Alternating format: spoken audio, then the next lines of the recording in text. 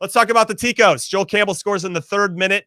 Kind of necessarily a broken play, but a throw in off the sideline, get around the corner, cross. He's like in between 3 players, gets enough on it, gets into the corner, and the Kiwis don't have any answer. But we get to see the Ticos led by 36-year-old Brian Ruiz, who probably is a little bit slower than all of us in the World Cup. This is kind of a last hurrah for a lot of those guys. Pretty cool to see the Ticos make it once again.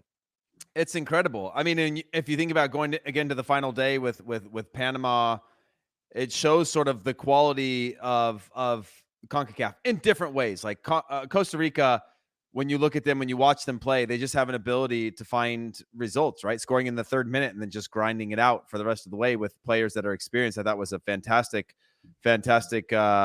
finish for just the region as a whole. Obviously, not wanting to give up that spot or lose that game to a New Zealand side who, only struggled with Tahiti on their way to this final game, winning 1-0, and then kind of battered everyone else on the way to this match. So great for the Ticos, great for the region, great for Major League Soccer, as a number of players are domestic as well. And so just great to have 4 teams from CONCACAF in the World Cup. All right, so let's look forward to their group, because their group arguably is the group of death, Charlie. We got Spain. There'll be 3 after the group stages. Yeah, Spain, Germany, Japan. And they might be just having a cup of coffee. Maybe the achievement is just qualifying for the World Cup itself. Doing anything outside of that is going to be a bonus. Yeah. So what are your thoughts on their group? Because that is extremely difficult. They play Spain first, just so everybody knows. Play Spain first, then Japan, and then they play Germany last. I don't know if that makes any difference for you and your thoughts about this. well, in the way they play, the style of play, the games are all going to be close. Yes. So they have a shot to have some upsets. Now, do I think that's going to be long-term success? No. But really, it was to give the country hope and to get into the World Cup. And we knew that's how they were going to play. Defend. They conceded possession to New Zealand. New Zealand's not known for keeping the ball in possession and breaking you down. But Costa Rica had 33% of the ball because they just defended. And what played out, I guess what really played into their hands was the fact that they scored early. And if they can score early, knowing that that's the strength of their team, we're just going to defend, then I think giving New Zealand the ball was not a problem. It almost worked out for them because they just said, keep coming. We're just going to defend. We have Keylor Navas in goal. We're all set. So Joel Campbell, he came up with a big goal, and then they just defended. So I'm excited for Costa Rica, but realistically, probably the only result they're really going to get is against Japan. So if Navas, that's a possibility, Navas could stand on his head. He could pull a Courtois and just make some incredible saves. 3 draws. They could get 3 draws. New Zealand did that back in 2010 and didn't get through the group. They didn't score any, they didn't give up any, which is a pretty unique record in World Cup history. But this group of players, some of these players were part of the 2014 World Cup group of death, which had England, Uruguay, and Italy in it. And Costa Rica won that group. So I think maybe because they're all 8 years older, this might be a bigger task for them, Heath. But it's not outside the realm of possibility, especially if Navas, does what he does, which is make big saves on a regular basis. I just think, I don't know. It's going to be tough. You go back and watch Portugal play in the Euros in 2016. They won 1 game in the whole tournament in regulation time. That was it. When they beat Wales 2-0 in the semifinals.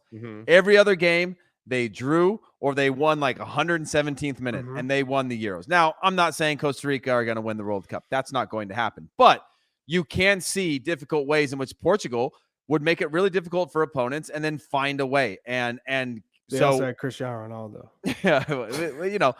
They got Alvaro Saborio. He was a MLS Cup winner and a Golden Boot winner in Major League Soccer. So, oh my God, he just happens to be 40 now. Hey, don't hate on Saborio. I mean, I'm not hating on him. No, he's got it. And Joel Campbell was going to be he's a baller, a huge play at Arsenal. Didn't get to quite that level, but again, they just have that experience.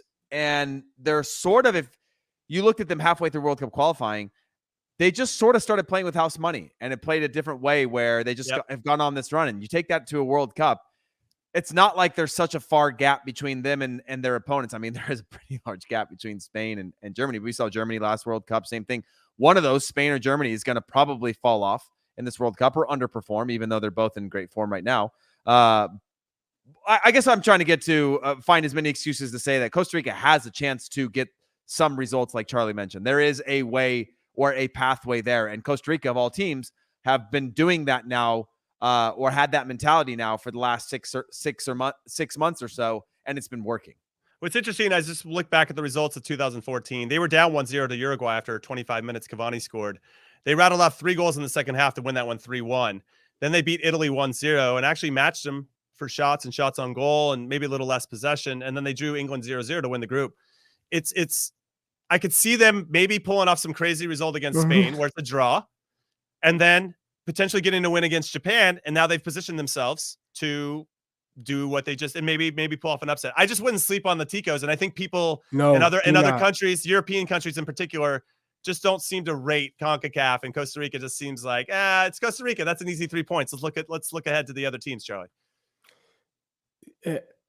I think that's exactly what they have to do to look when they're looking at this group stages. Yeah. Take it game by game. We're going to defend. We're going to try and no one's given us a shot. And this is a group that they have some quality, and especially in terms of set pieces.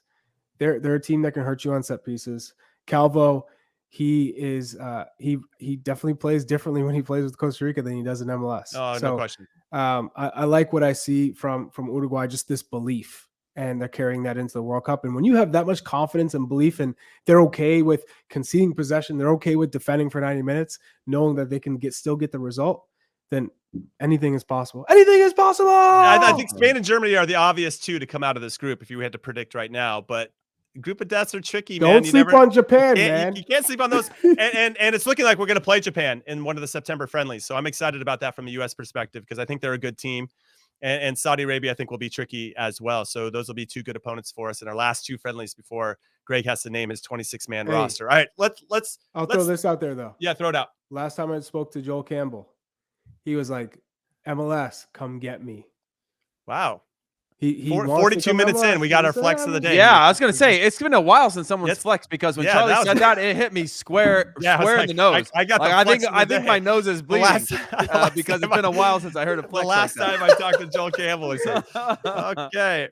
You know who we need to get on, though? We need to get Joey Lescott making fun of some flexes where I didn't know what he actually does anymore. But now that England just got smoked by Hungary, I'd like to get some former English international perspective. He doesn't want the smoke. He doesn't. He doesn't. And now they all want Gareth Southgate out. It's kind of funny how quickly everything turns. Okay, let's leave the international game. Let's speak domestically here in the States. MLS, I mean, kind of out of nowhere. No, I'm sure this had been behind the scenes for quite some time, but strikes a very significant deal with Apple TV. $2.5 billion over 10 years. Heath, I'm going to come to you as our resident business insider here. No local broadcasts, right? So there's a bit of a knock there. There are some perks, though, that if you buy a season ticket, you're going to get a free subscription. There's no blackouts. There's a lot of things I like. And one thing I'll jump in and say very quickly before I get your insight, and obviously, Charlie, yours too, and for anybody else that wants to chime in, whether it's on Twitter, ISWT Pod, or here live on the YouTubes. I like that we're taking some risk and I say as a league, we as former MLS players, what was the traditional route wasn't working.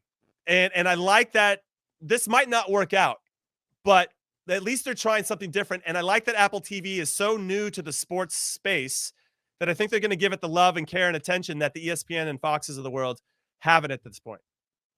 Look, or got away from, because they used to at some point, but they maybe got away from it. Listen, disruption is really important.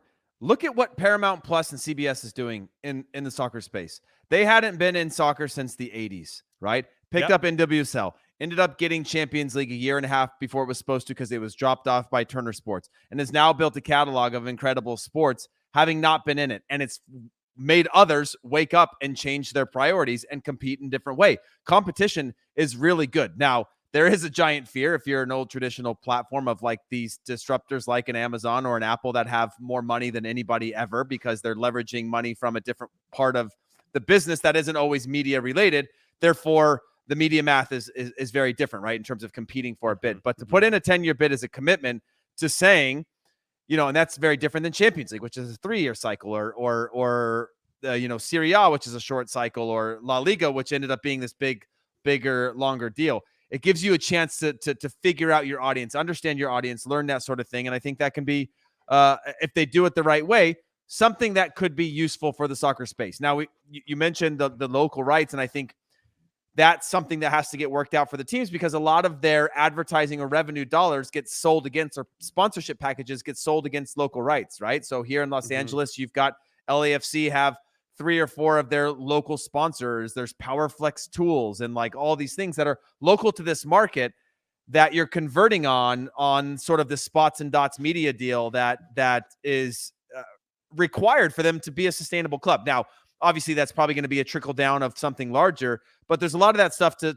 still work out. But a commitment from Apple to, which I had heard as recent as 2 weeks ago, that Apple was potentially backing out of a deal and they weren't going to be in the running anymore, to now signing this deal with Don Garber, Charlie Davies, and Tim Cook all shaking hands about it and making this thing happen. Well, actually, this is actually squeezed Charlie out of one of his jobs, so I don't know. He's no longer doing Revs broadcasts. Charlie, what are your thoughts on this? Obviously, because it impacts you, and I know, Heath, you do LAFC games at times. You know, how does it change the landscape for you? I love it. It's massive for the sport. Yeah, it's a milestone. You're talking about a $2.5 billion deal. Do you think 10 years was too long? Do you think 10 years was too long to offer up? I don't, because I think for Apple's perspective is we've seen what the World Cup in '94 did for the sport in this country. MLS developing a real interest, and I think to make it worth it and valuable for Apple in this investment was, well, we have to reap the benefits after this 2026 World Cup. So we get to be part of the buildup, and then we get to see the benefits from a World Cup coming to North America. So I think it's massive. I think Apple, the brand itself, to be associated to MLS, you're talking about the young up and coming generation. And that's what MLS has always targeted, the 18 to 35-year-old age demographic.